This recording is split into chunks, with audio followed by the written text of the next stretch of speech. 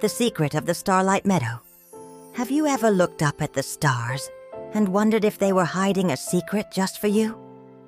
That's exactly what Max thought as he stared at the twinkling sky one cool, quiet evening. He had heard the old stories about the Starlight Meadow, a magical place hidden deep in the hills. But he didn't believe any of it, not until tonight. What if the stars weren't just stars?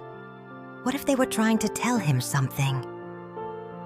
Max's grandmother, who had been quietly knitting by the fire, gave him a knowing smile.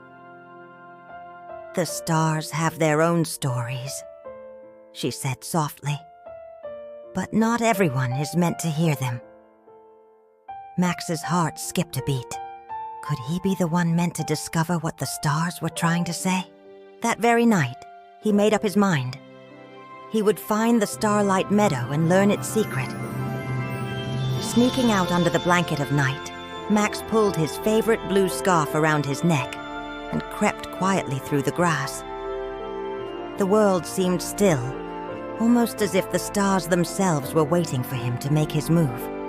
He could almost feel them watching. As Max walked deeper into the meadow, something strange began to happen.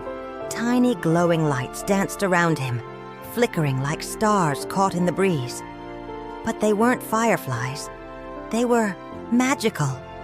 They sparkled, they whispered, and they moved with him. Was he dreaming? Or was this the start of something truly extraordinary?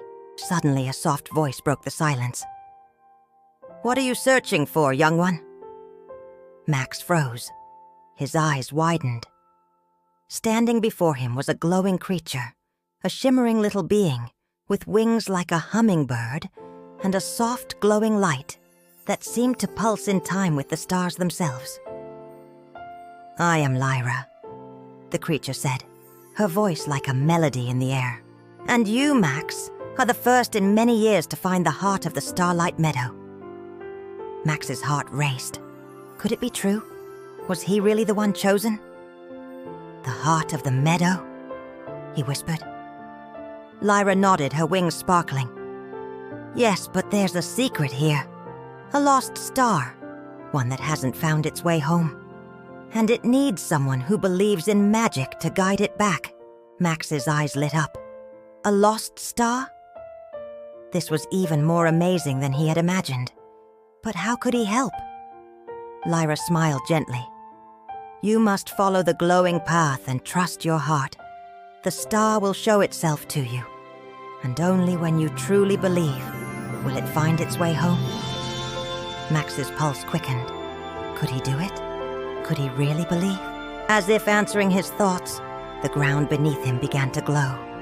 Tiny beams of light spiraled into the air, creating a shimmering trail.